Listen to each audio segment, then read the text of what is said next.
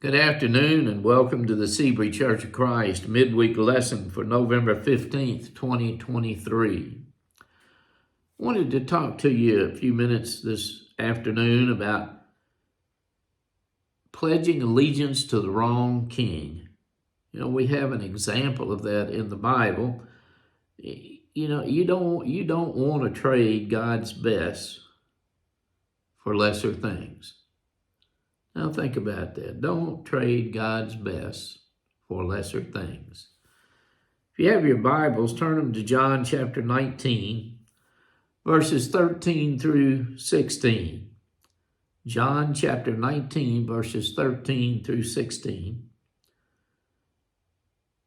It says there, "Therefore, when Pilate heard these words, he brought Jesus out and sat down on the judgment seat at a place called the Pavement, but in Hebrews, Gabbatha.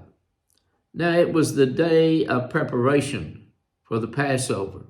It was about the 6th hour, and he said to the Jews, 'Behold, your king.' So they cried out, 'Away with him, away with him, crucify him.' Pilate said to them, 'Shall I crucify your king?' And the chief priest answered, 'We have no king but Caesar.' So he then handed him over to them to be crucified. The chief priests were the power brokers of their day. They had spiritual authority over the Israelites and influence with the Romans who controlled the land. When Jesus became a threat, they negotiated with Judas to have Roman soldiers arrest him. The governor, Pilate, treated Jesus just as he would have any other Jewish prisoner, having him flogged and brought before the crowd for a trial. Twice, now remember that, twice Pilate noted that he could find no grounds for charging Jesus. Look at John 19, verse 4. Pilate came out again and said to them, 'Behold, I'm bringing him out to you, so that you may know that I find no guilt in him.'" Look at verse 6. John 19, verse 6. "So when the chief priest and the officers saw him, they cried out, saying, 'Crucify, crucify.'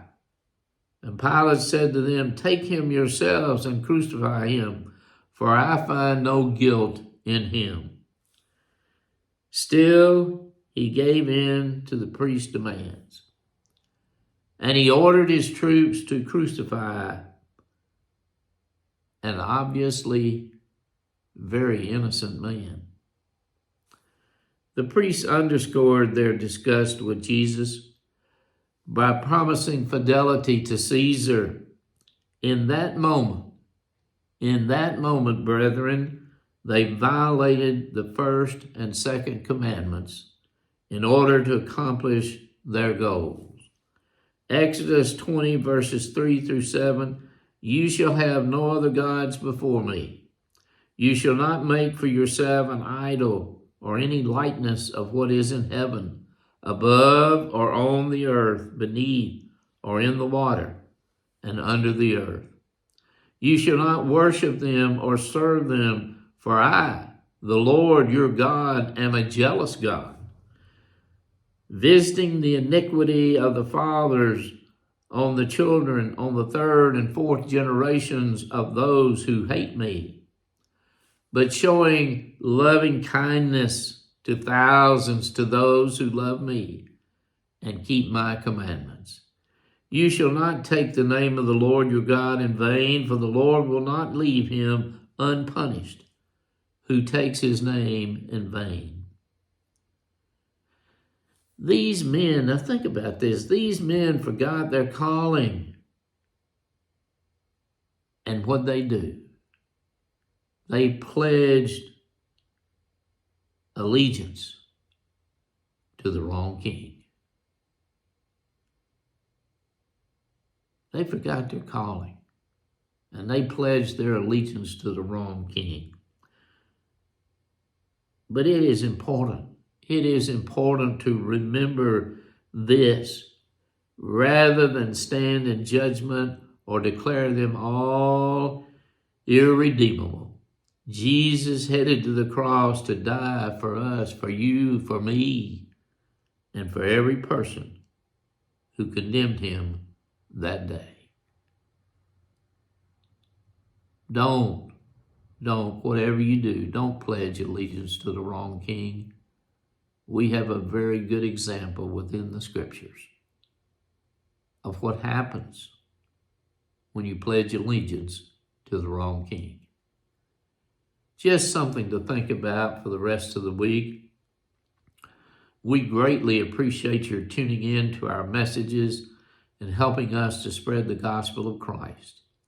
Thank you so much, and hope and pray that you share these messages with your friends and loved ones. And if you can, we would love to have you come visit with us at the Sebree Church of Christ.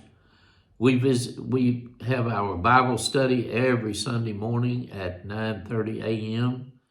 and followed by our worship service at 10:30 a.m. If you possibly can, please come and visit with us. You'd be our honored guest, and we would love to have you there. But if you think that there's anything that the Sebree Church of Christ can do for you, if we possibly can, we would like to do that. But give us a call and talk to us about it. And if we can, we will try our best to help. And that phone number is 270-823-2335. Again, thank you so much for tuning in. Hope and pray that you have a great rest of the week, and may God bless you.